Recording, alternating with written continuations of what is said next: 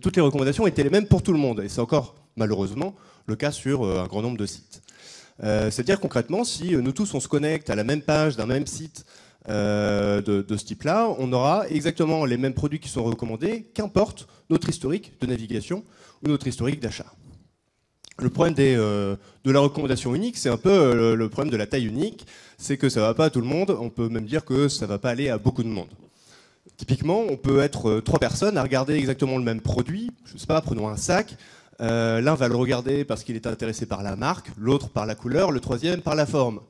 Il convient donc de faire des recommandations différentes à chacune de ces personnes, car aujourd'hui, les gens veulent être considérés pour ce qu'ils sont, pour ce qu'ils aiment, et bénéficier d'expériences tout à fait personnalisées sur le web.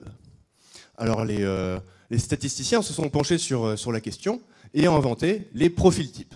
Les profils types sont au cœur de la quasi-totalité des moteurs de recommandation aujourd'hui sur le marché. Profil type, c'est très bien pour répondre à des questions macro. Par exemple, si vous voulez définir une offre et vous assurer qu'il y en a un petit peu pour tout le monde, c'est parfait.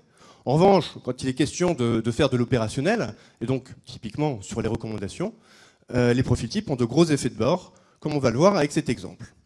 Imaginons que je me connecte sur un site de course en ligne et que je consulte ou que j'achète ces petites pastilles vertes. Un système de recommandation statistique classique va retenir que je suis allé voir le produit 4657. Il va vraisemblablement me mettre dans le segment de ceux qui aiment les friandises et les bonbons. Et donc, il va me recommander les produits les plus achetés par ce segment-là. On voit déjà que la recommandation, ici, sur cet exemple, est discutable.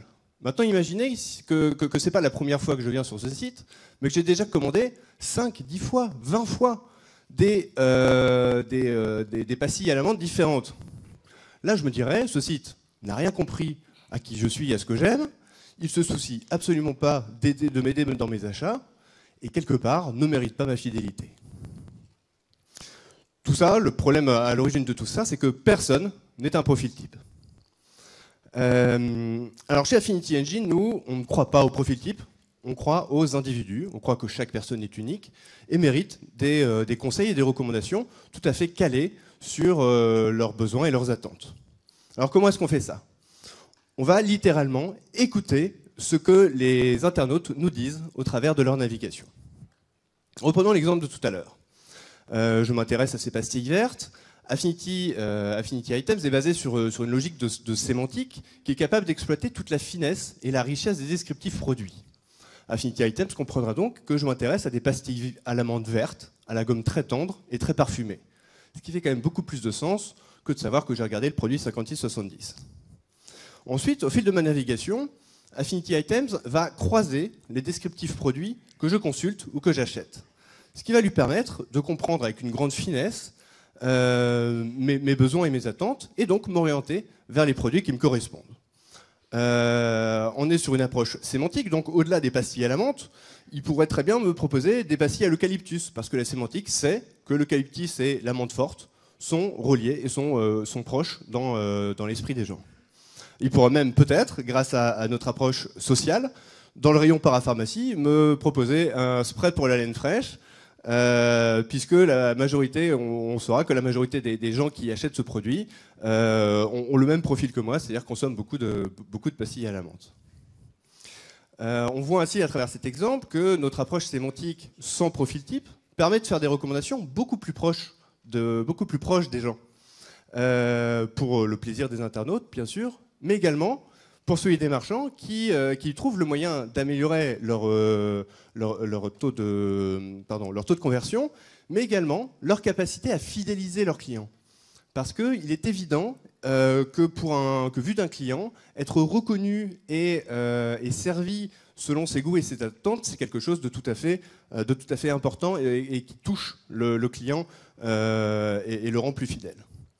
L'autre avantage de la sémantique, c'est que la sémantique n'est pas limitée aux informations dites structurées, c'est-à-dire ces informations qu'on a au préalable travaillées et codifiées pour qu'elles soient exploitables par des algorithmes statistiques, par exemple. Non, la sémantique est capable nativement de s'alimenter de tout type de données pour mieux comprendre une personne. Donc, on a vu comment ça se passait sur un site e-commerce. Ce sera une logique tout à fait similaire pour, par exemple, travailler sur des données de carte de fidélité, ou des données d'un CRM, ou les données d'un service client avec les verbatims de call center, ou encore les actions, ou même les propos sur un réseau social. Ce qui rend Affinity Items, ce qui donne beaucoup de débouchés possibles à notre solution. Alors, depuis l'année dernière, il s'est évidemment passé pas mal de choses, vous l'imaginez bien. On a commencé par développer un premier module pour les boutiques PrestaShop, qui est la plateforme e-commerce leader en France et en Europe. Ce module a reçu d'ailleurs la certification technique de PrestaShop, qui est un gage de qualité de développement. Et on vient de terminer le module pour les boutiques Magento, qui est le leader mondial.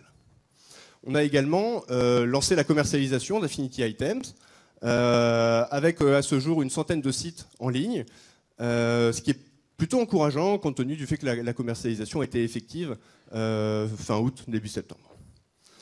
Enfin, on prépare une levée de fonds pour début 2015 qui doit nous permettre de démultiplier la force commerciale et également d'aller conquérir le monde avec une internationalisation prévue au deuxième trimestre. Voilà, il me reste à vous remercier et n'hésitez pas à venir nous voir ou à venir discuter avec nous si vous voulez tester cette solution de recommandation gratuitement et sans engagement. C'est ce qu'on propose à tous nos clients.